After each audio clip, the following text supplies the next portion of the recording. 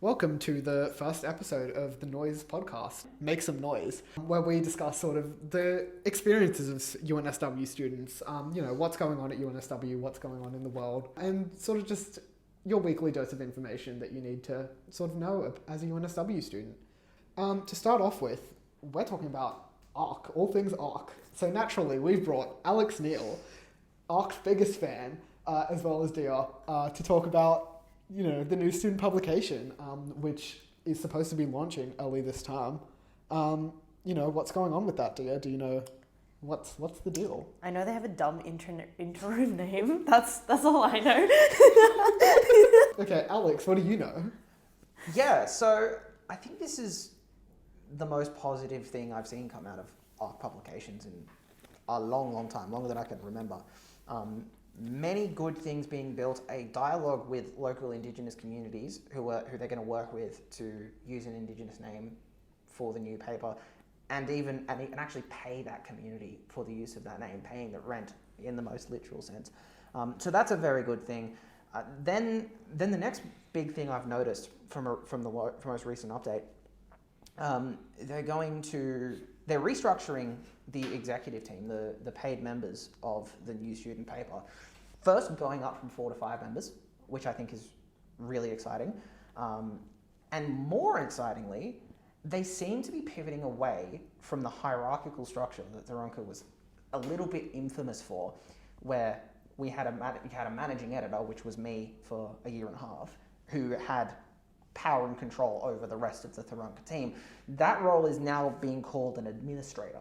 And we haven't seen a job description for this administrator role, but just by name, it seems like they're softening the power dynamic and the hierarchy of the newspaper. Most newspapers don't have a hierarchy like that. Most of them, like a Honi Soit, will have a group of equally influential people, and it seems like they're moving towards that. Now, the big thing I'm interested in is if you're going to fire paid editors and you're paying a local Indigenous community, this sounds like ARC is investing more money than they were into student journalism, which would of course be a very good thing.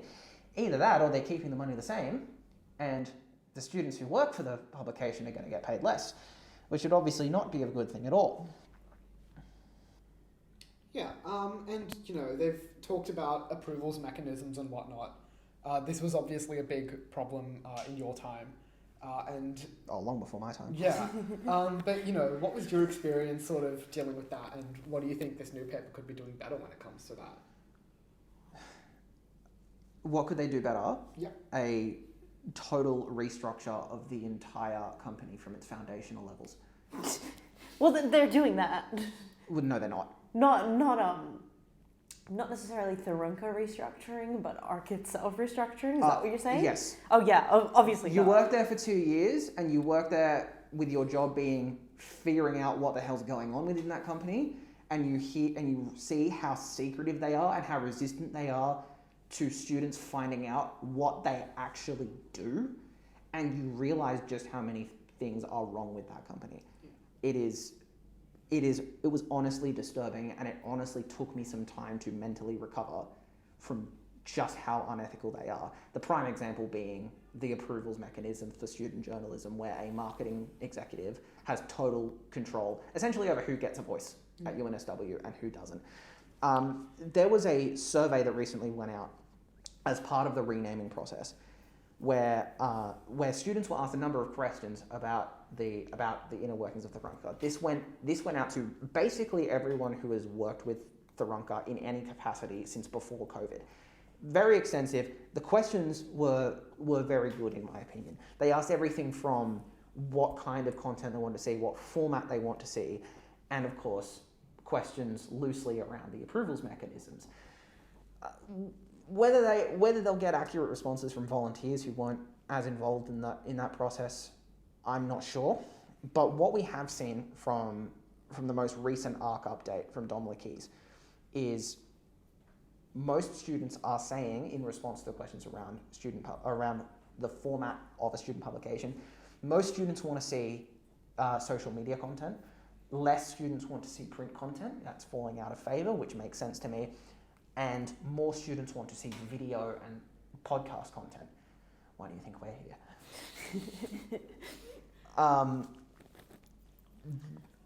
While posting those survey results, they haven't published the results of the survey around the questions about the approvals mechanisms, which I think is very telling. I've always maintained it is simply not possible to practice ethical journalism under the current regulations of ARC. I also feel the need to say, I don't believe for a second that they needed to shut down a newspaper for 6 months just to change its name. Yeah. I think they did that because I called them out at the end of last year and told them what they were doing was horribly wrong and they were sick of the questions. It really is as simple as that, in my opinion. If we do not know what the new approval structure is going to look like. We do not know how the Tharunka Charter or its operational regulations are going to change, if they're going to change at all. But if there's one thing you take from this, it's that whatever the newspaper is named, it cannot function as a relevant, important service to the UNSW community unless the people who write for it have freedom of voice. And they're not going to unless the charter is totally overhauled. Yeah. And that's what I'm And worried. as a media student, words, freedom of speech. I love freedom of speech. What are your thoughts on the, potential for this new publication? What do you think we're going to see in... So, about Tharunka shutting down, I guess is where I'd like to start this. I feel like they misattributed, the issue with Tharunka being its stolen name, because yes, that's an issue, but they treated it like it was the only issue and the only reason that the paper was shutting down. They took so long to essentially fix this name. And I think later in the process, they acknowledged that it will, include making Tharunka a better version of what it was through the survey process and making it more relevant for students. And I think that what's relevant for students is obviously important, but also what is ethical journalism? Should have been the number one question there. How do we make Tharunka a more ethical service? There's the Journalist Code of Conduct and Integrity.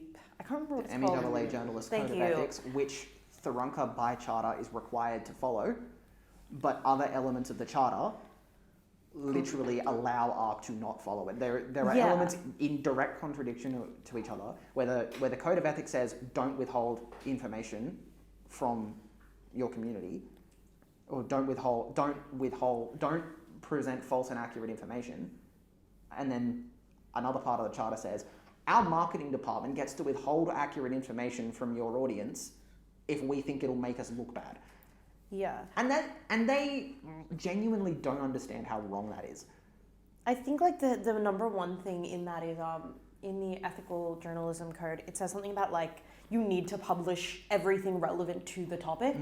You can't just withhold parts of information that are relevant, or else that becomes PR, frankly. It's no longer journalism, it's PR at that point, and Tharunka kind of just fell into becoming a PR project and not a journalistic publication.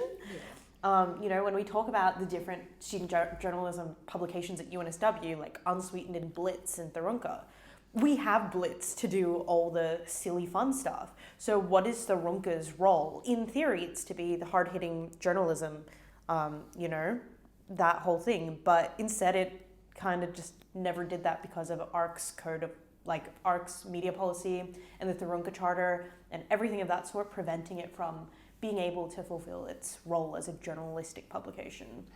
The thing is, ARC understands the power of student journalism. Yeah, They definitely. understand the impact it can make. And you know what? They genuinely want to see student journalism make the uni a better place. They genuinely want to be the ones responsible for the students who go after the big issues and tackle the big problems facing and perpetrated by this university. They just can't bring themselves to admit that they're the problem. I mean, yeah, what interest would you have to not cover the whole story? It's probably because it makes you look bad in some capacity, or somebody you're invested in, like a sponsor or something, look bad. That's why. And I think that's why we're here in this publication on this podcast. Woo! That Go us. Shout out. Yeah.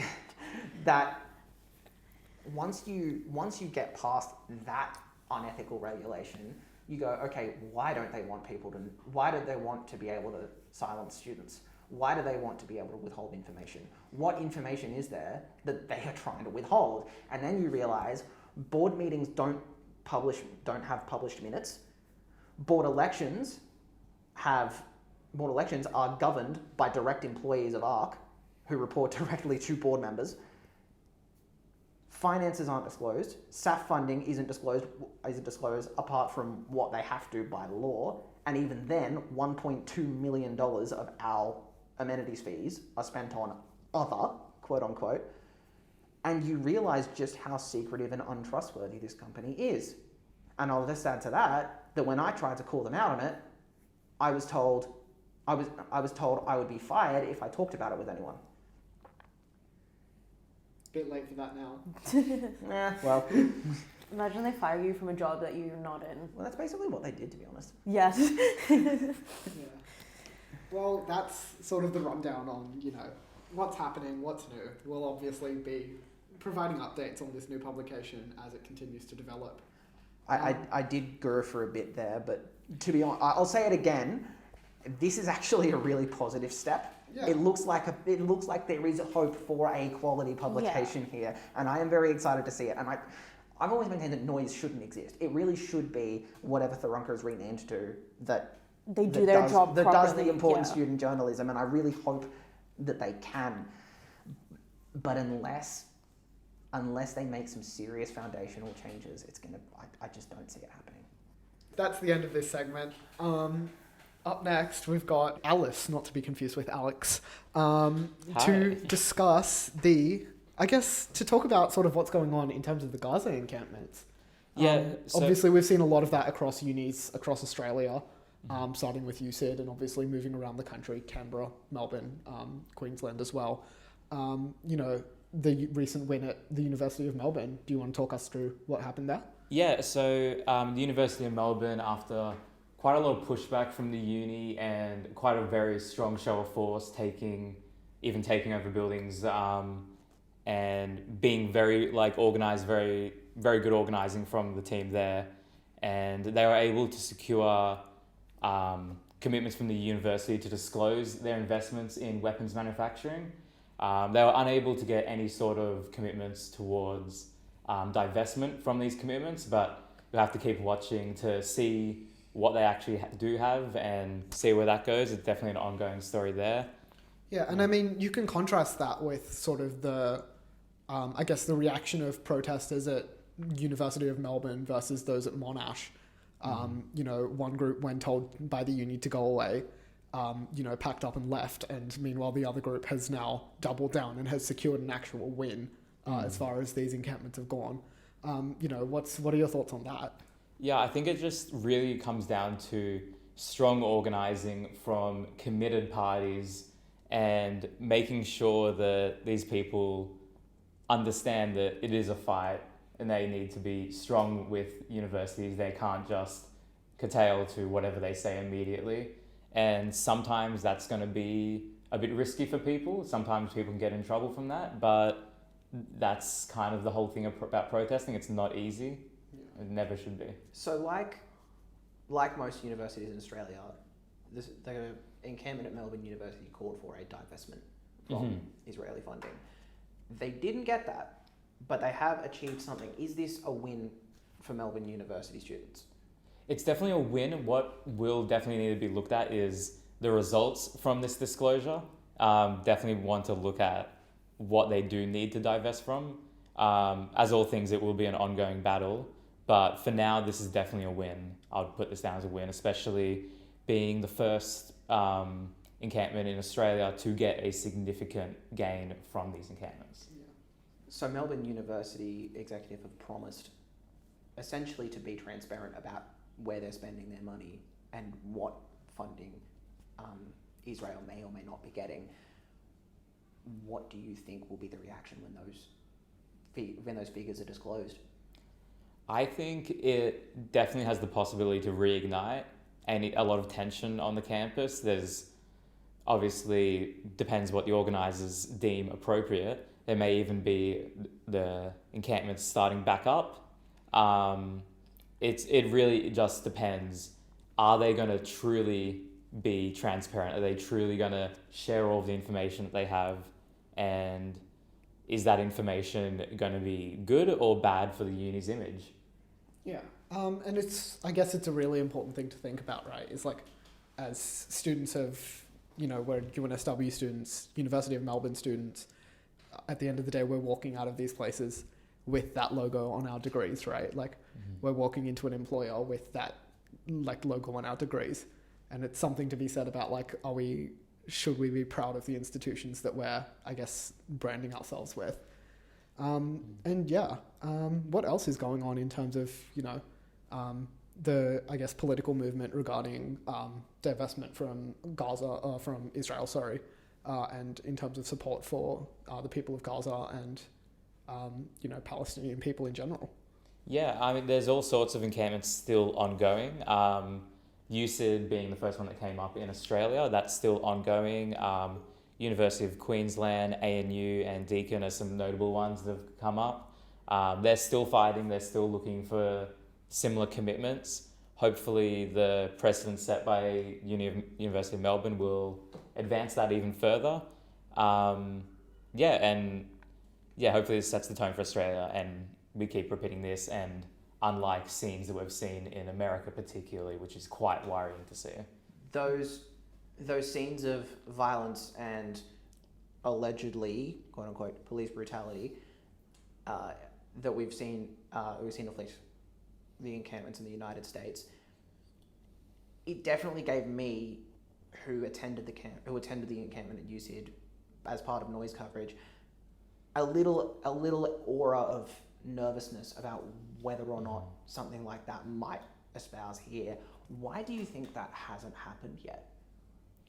Why hasn't it happened? I believe there's definitely a lot different climate when it comes and precedent within America for more openly militarized police. Like, I think Australian police have the same capacity, but it's just our history of police force has not as much precedent to be able to get away with that as publicly compared to, say, New York police, which famously is walking around fully militarized vehicles fresh off the press from the army and whatnot. But we've seen similar police reactions to protests in the past. I remember being at the Black Lives Matter protest in 2020, where thousands of people were kettled in Central Station, and I only narrowly avoided that, and I've never forgotten it since. Yeah. I think we know as activists and protesters that the police are capable of this kind of thing. Not to mention Israeli counter-protesters who have also participated in violence, allegedly, overseas. There must have been something, I believe, to do with the very high emphasis on peaceful protesting by the organisers of these encampments. That's at least what I would attribute it to, but I do think it's striking that we have seen much more peaceful organisation over here than we have in other countries, in one of the most violent conflicts we've seen in recent history. I think, definitely that credit goes especially to like the organisers of like University of Melbourne and whatnot, how they have got a good organisation on this, they've got their stuff together, they know what they're doing, and we're beginning to see wins from that, which I think is really important to see. And from another sort of perspective, I guess more topical for a UNSW paper, what can UNSW students do to get involved in, the disclosure and divestment, especially from UNSW, but also from other New South Wales unis? What are your thoughts? Yeah, I'm familiar within the UCID encampment, there is UNSW contingents to this. I think right now that has been probably the most accessible way if people want to get involved in that. But then there is also stuff like weekly protests and whatnot. Currently on actual UNSW grounds and whatnot, it's actually beyond demonstrations outside the library. There actually hasn't really been as much activity that we've seen elsewhere. They've all just gone to UCID. Yeah, everyone has. Yeah, a lot of I believe one of the key organisations is Students for Palestine. They've basically gathered a lot of their contingents from different universities all to UCID. Their idea is getting more people in one place. However, is that to the detriment of organisations like UNSW, which keep in mind has a very strong connection to our defence force, particularly in ADFA, is there room to be something done there? And it's not only that. I've followed the UNSW activism space for the better part of 3 years, and I have to say it just doesn't have the staying power or the steam power to organise something at the level that UCIT has. I'm almost saddened by it. I probably am saddened by it because I think UNSW should have the capability to put something in the quad or to put something in the alumni lawn or somewhere and have our own little presence. But instead, we've just taken all our resources to bolster UCIT, which for many reasons has so much more capacity to give students freedom of voice, to the point where UNSW students are using UCIT to express their freedom of voice. And UNSW as sort of the de facto engineering uni as well. The number of graduates, going to companies like Lockheed Martin, Raytheon, and so on.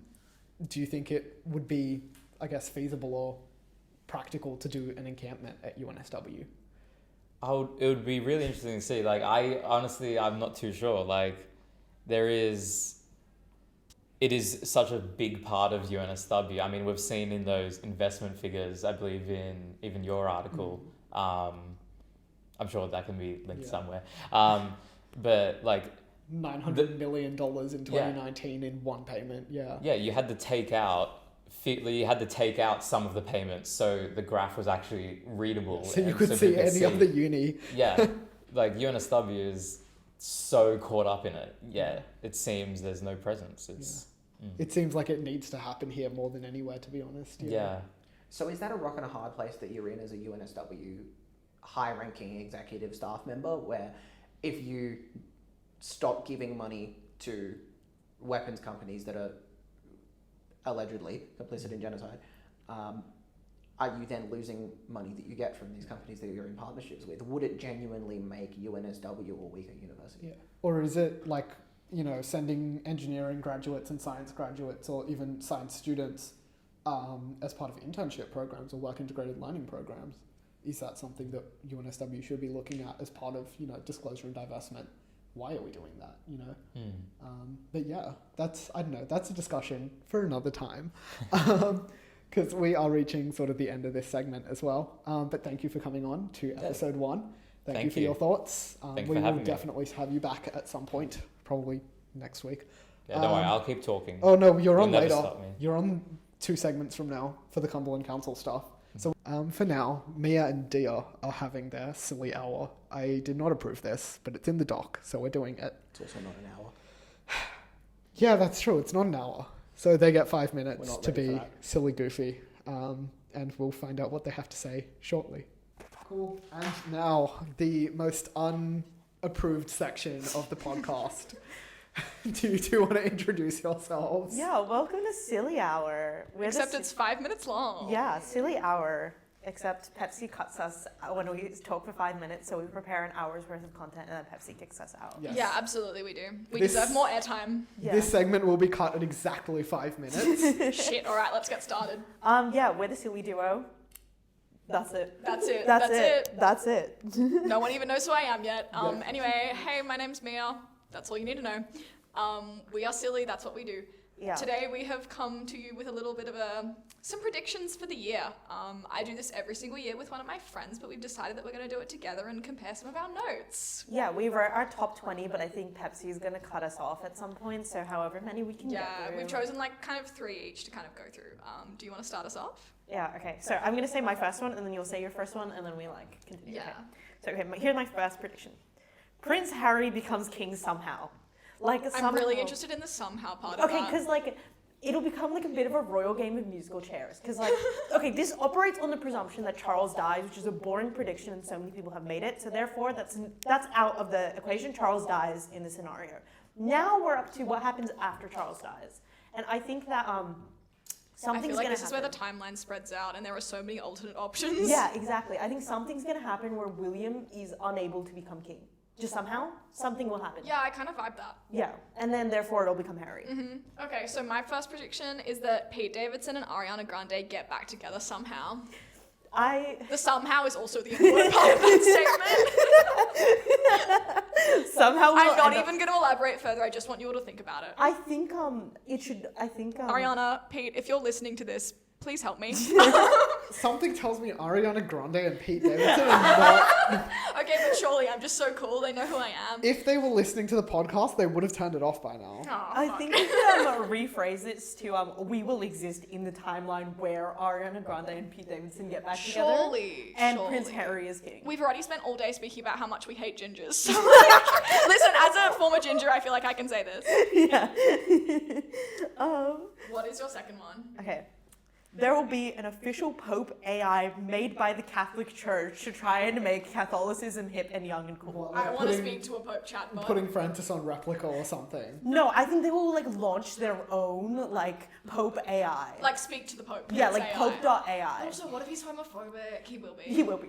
Yeah, that's a non-negotiable. Francis, I'm feeling a little gay. What do you say about that die? Okay. My number 2 is that Pedro Pascal gets a girlfriend and she's like abnormally young.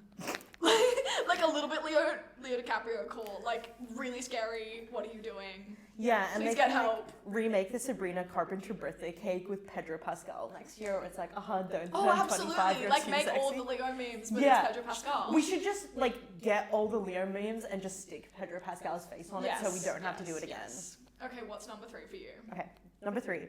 MySpace comeback. And hear me out, okay? It's because I've been keeping my cool on. Just let us be silly in peace. This show is not coming back next week. Come on. Okay. Hey guys, if you're enjoying this show, please viewer retention. Tell us that you like it. Let Pepsi keep us. Okay. Hear me out, okay?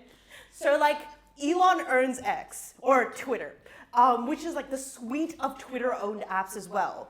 And Zuck owns Instagram and Facebook. So I feel like if MySpace came back and said, hey, we're not owned by X, or we're not owned by Elon or Zuck, join MySpace. I feel like that's enough to get enough people to join MySpace for it to be enough to be considered a MySpace comeback. Okay, so Respect. 2024, end of 2024, you'll see noise on MySpace, I guess. Yeah, Definitely absolutely. will. My third one is Kanye x Gwyneth Paltrow collab. Oh, This no. was on my one last year as well, and it didn't happen. And I put it again this year because I so desperately need to see it. The Goop Yeezy collab would go so hard. This is no longer But also, predictions. they're both such questionable people.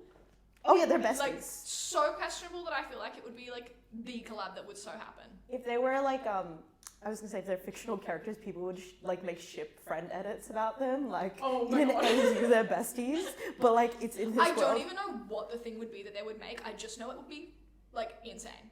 I just need to see it happen. I don't care what it is. They're both insane, but masterminds in their own way. This is no longer predictions, it's us manifesting, seeing things that we want to see in the Definitely. universe. We are delusional. That's what we do. I think that's where we're going to wrap up. Thank you for Please coming. bring us back next week. Don't let Pepsi get rid of us. Yeah, if you liked We're this... too cool for that. If you liked this segment, you can leave us a little voice note letting us know on Spotify. You did Apple like this Podcasts. segment. You did like this segment. You did like this segment. You did like this segment. We should buy a bot farm. Not only are we manifesting all the things we said, we are manifesting that you liked this segment. Yeah, absolutely. Yeah. If not, leave us a comment. And now, after that brief bout of chronically online rambling, we have someone who actually goes outside. We've brought back Alice to bring a sense of sanity back into our podcast. My reports from the outside. Yeah. Yay. So Alice was at the Cumberland City Council's, the protest against the Cumberland City Council's book ban, where they were, from my understanding, opposed to books on same-sex parenting. That was recently overturned. And you were at the protests for this council meeting. Do you want to discuss, what were you protesting and sort of what were the vibes? Yeah, so, the main reason we were there, Cumberland Council had voted to ban the book Same-Sex Parents in their libraries within their council. This was met with just everyone in the state and country, even the world, going, what the hell is this? Even our premier went, yeah, this is stupid. This is just for electoral politics. There's an election coming up. They even had some of their funding looking to be cut as a result of this. And basically there was a council meeting happening, so Pride in Protest organised a contingent to be there to make our presence known and remind Cumberland Council queer people do exist within their council, which seemingly they didn't know. Very notable, in fact, that there was even a Labour councillor there who voted in favour of the ban the first time round, which is very interesting when the Labour Party doesn't seem to have their story straight, when their Premier is completely thinking this is stupid. And yeah, so we were there at the protest as they were going to vote on if they were going to keep this ban, pretty much. Yeah, we had some amazing guests. We had Craig Kelly live and still thinking he's relevant. Spoil it, he is not. He didn't get much actual praise from the crowd. A lot of the crowd was definitely made up of his usual audience. Christian Lives Matter is a particular group that we saw rise out of the COVID pandemic and all of the interesting protest movements we saw out of that one. They're back and still thinking they're also relevant. And members of this group, maybe not particularly members of this exact group, but from the other side of the line, there were rocks thrown at our members. So they were targeting our megaphones and key speakers because we were too loud. So loud, in fact, that our voice could even be heard inside the meeting room, which was really great to see, or hear rather. And yeah. Yeah. And so, from my understanding, this was a book that basically just describes the existence of same-sex couples. Oh yeah, very bare bones. Yeah. It's basically how you talk about like the birds and the bees with your child, but it's like, oh yeah, also like gay people exist. There was a live reading at the protest actually, and I was even shocked at how tame this was. I would think that if they were going to go after something, I don't know, they might go for the gay equivalent of 50 Shades of Grey or something. Yeah. Keep in mind 50 Shades of Grey is still available at these libraries with no contention. I don't know, maybe there's something else going on. Yeah.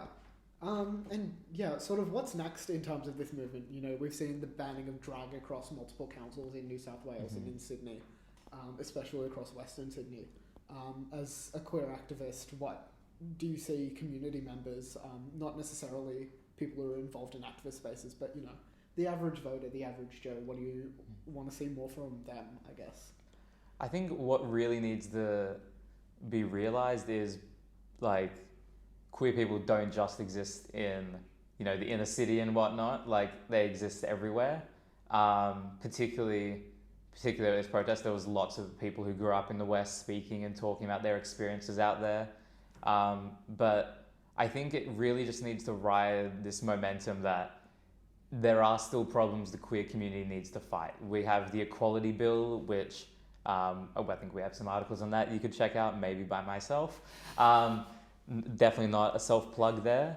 But we cannot be complacent on these issues. We didn't win gay rights when marriage equality was passed. It's still an ongoing fight. There are a lot of issues to be fought. And yeah, I think it was really good to see that this actually did turn out to be a victory for the queer community, with the votes in favour of reversing the ban being 13-2, which was an insane flip from, I believe it was about 6-5 before. So this is really good to see that, this momentum has been realised, and we need to keep riding that all the way to the Equality Bill in our state politics and keep fighting. That's my main message, I would say. Yeah, cool. Well, happy to hear from you again. We'll probably have you back next week to discuss some of the other topics around, you know, queer rights and so on. But yeah, happy to have you back. And yeah, I'll see you around, everyone. Yeah, cool. And now a little sneak peek into our upcoming story. We've got Luke here from the Noise team discussing the new property development across the road from Anzac Parade, where the development company Igloo is building on campus accommodation for UNSW students. But local community groups don't seem to be too happy about it. Do you want to tell us what that's all about? Yeah, so for anyone that's not aware, this is about a new set of student accommodation blocks on Anzac Parade, just opposite the light rail. It's roughly where the car park currently is. So between NIDA and New College Village. Igloo are planning on building a set of 5 buildings with student accommodation. 2 of them are, I believe, are up to, just confirm this, one of them is at least 16 stories. These of note is that these plans were originally 22 stories, I believe, or thereabouts. They've submitted that last year. Some feedback's gone back to them from council, and they've obviously had to amend those plans to reduce them in size for whatever reason. But it's still a fairly major development. 14 stories. It would be the largest building on campus, rivaling the library, if not surpassing it. And yeah, as Pepsi's mentioned, it's being built on Crown lands, which the university can currently use. It's being sold off as a 99-year lease. So it's going to be in the developer's hands for a very long time if this goes ahead. And the big criticism, ultimately, other than is just that it doesn't meet the requirements that students need now for accommodation, which is the apartments themselves. They're they're quite small, but they're also quite expensive. I believe you mentioned that I've heard different figures, but there's you mentioned in a meeting the $750 per week around. She mentioned about, I think it was about 500, maybe 650. But either way, that's still a significant amount of money for a 1, maybe 2-person studio apartments. Yeah. And compared to sort of the existing situation where, you know, there are massive multi-year wait lines for some of the accommodation buildings on campus, who do you think this is designed to benefit? It's really hard to tell, honestly. It's obviously the intention that it's going to be used by ultimately whoever makes the most money, obviously, whether that's international students, possibly, although that could be debatable. I've heard some arguments that international students would rather go on the private property market if they can afford such a thing. They'd rather go on their own the private property market, so they can decorate their rooms and whatever else. So there's that one extra level removed. Yeah, and I mean, compared to sort of accommodation on campus, where does it sit in terms of cost? It's definitely by far the most expensive if it goes ahead. As well, I believe Alice, who's the other co-writer who's talking about with this yesterday, she said, I think Jacaranda Hall, which is the one she was at for a year, was about $400 a week or so, and that was. So obviously you have to factor in, yes, it's right near the uni, that one was still a bit close, but yeah, even the ones actually physically on campus next to the educational buildings are several hundred cheaper. Yeah. And I mean, compared to sort of, discussions over the last couple of years about the housing crisis and the cost of living, especially for students, do you think this is a development that's in the best interest of students who are often, struggling to, I guess, meet their financial needs in terms of paying for food, paying for rent, paying for their degrees? Well, ultimately, that's the concerning thing about this development, is that ultimately it's not a shared college with shared amenities like whatever else.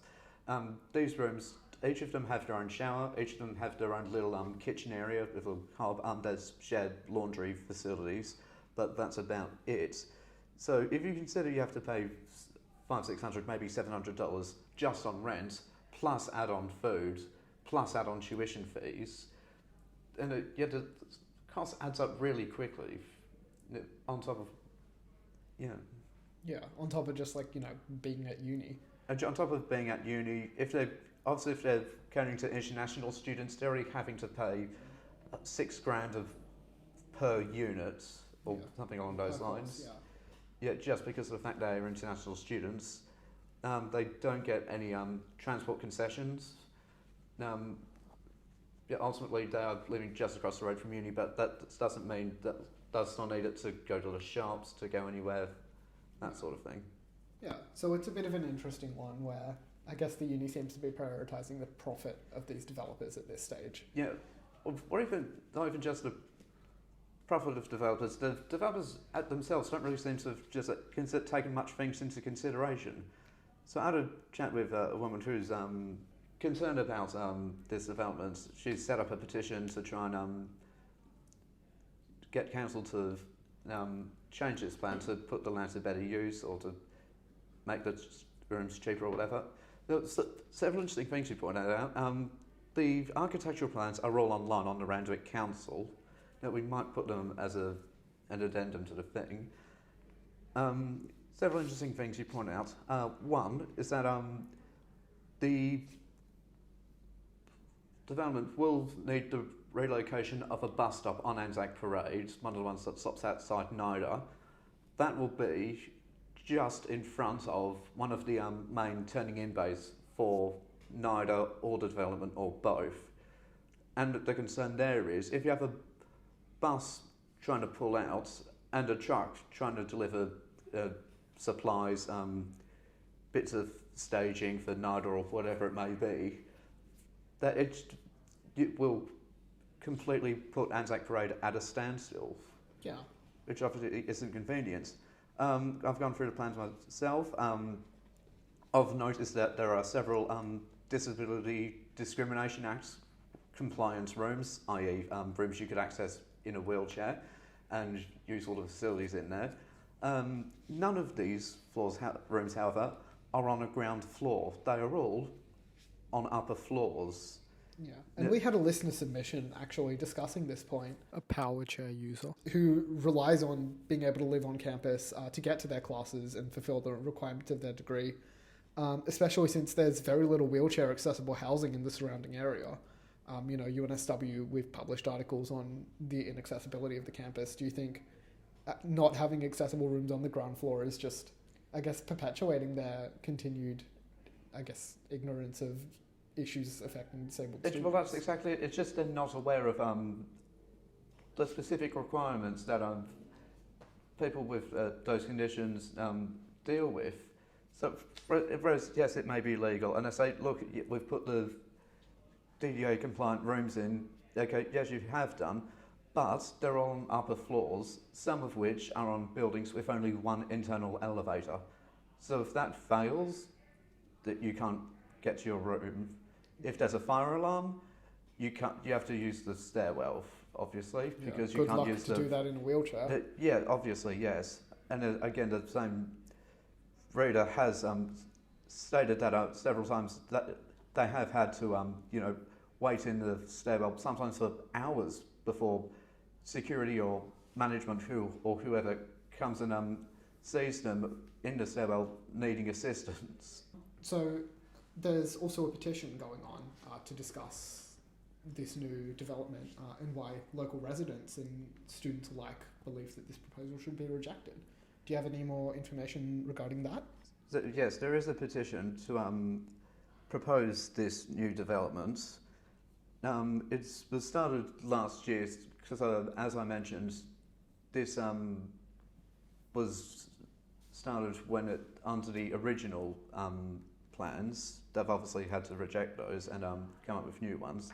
So the information is some of it's slightly wrong. So like the two buildings between 19 and 23 stories are now 14 and 16.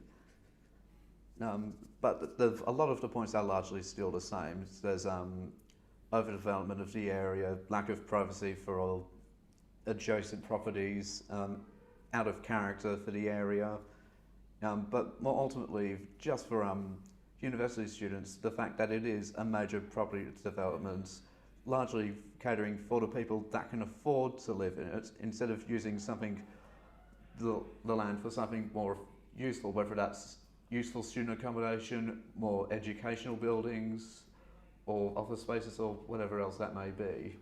I will mention as well that the proposal itself is currently open for comments on Randwick City Council. If you want to send any objections to them, we'll describe to you how to. That is open until the 6th of June now for public comments. Get your thoughts into the council about what's going on here. And given that you also covered the federal budget changes for us, how do you think the new changes regarding student accommodation and international students might affect developments like this? Obviously, that's going to be very interesting. Obviously, we've yet to see how the actual regulations themselves will be set out. because obviously, as I mentioned at the time, they're not actually mandated they haven't said any money to mandate any building. They've just said we will work with the university sector to draw up some plans to make them, to incentivise them to create more student accommodation, by one of the factors of which will be by limiting the number of international students, depending on the number of student accommodation rooms they can provide. Obviously that's going to be very interesting how that plays out.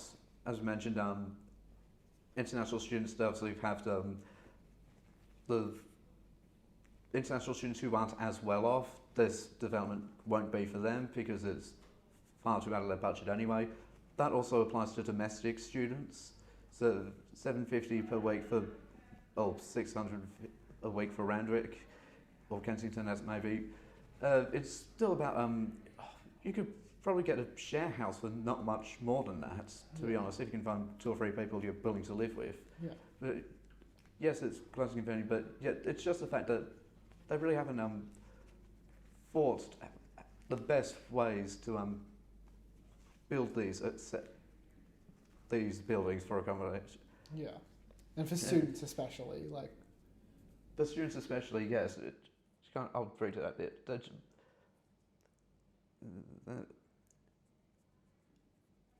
They haven't really considered what would be the best use of that land for students who wish to live on or they need to live on campus for whatever reason, be it if they're from interstate, international, or whatever else. They're not doing it into what would be most practical for them. It's whatever makes them the most money is seemingly what they're doing with it, which is very unfortunate because that's seemingly what a lot of developers are doing nowadays. Yeah. You can read the full coverage in our upcoming posts on our website or on social media. And that wraps up the Noise podcast for this week. Leave a like if you liked it, leave a dislike if you didn't, and find us on social media at Noise at UNSW. Join us next week for Make Some Noise, episode 2. Thanks for listening. Bye.